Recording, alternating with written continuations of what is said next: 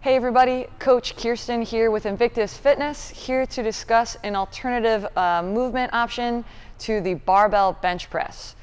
And that is the sandbag floor press or sandbag bench press.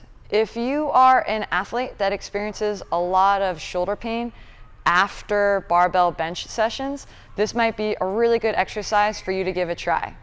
The sandbag floor press or sandbag bench press is a really great option because the roominess of the sandbag, right, it encourages you to have to squeeze in on the bag throughout the entire range of motion of the press. That squeezing in on the bag should hopefully come from activation at the pec. So now we've got chest on throughout an entire duration.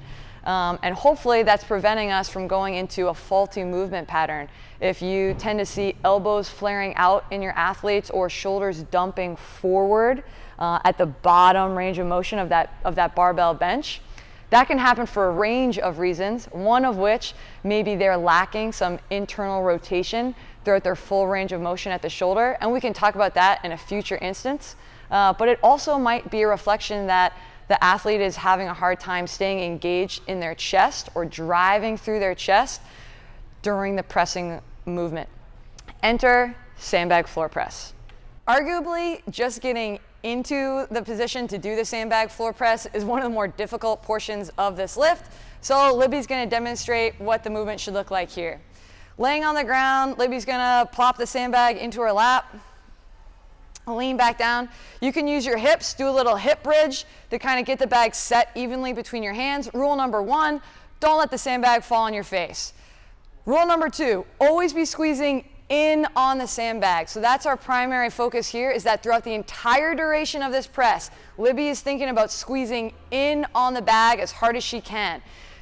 As she squeezes in, she's gonna pull that bag down towards her chest and then keep squeezing in as she drives through. Again, she's thinking about keeping tension in the chest throughout the entire duration. A couple movement faults we want to look for is the flaring out of the elbows or dumping forward of the shoulder to achieve this press. Now we're going towards different muscle groups.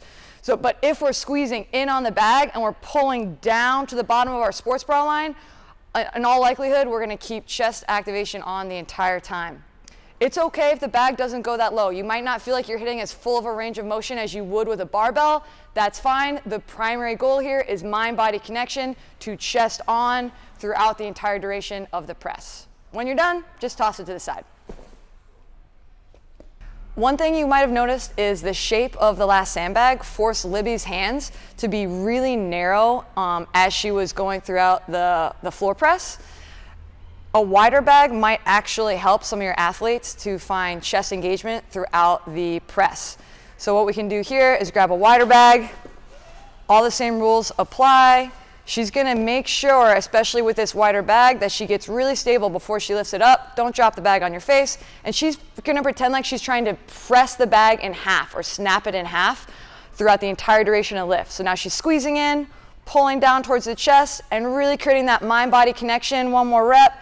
Squeezing in on the bag throughout the negative and the press up. Once you're done, again, toss the bag off to the side. Okay.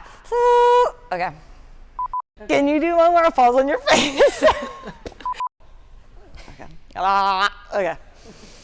Add that in. It was nice. Tired from 4 reps. That's good.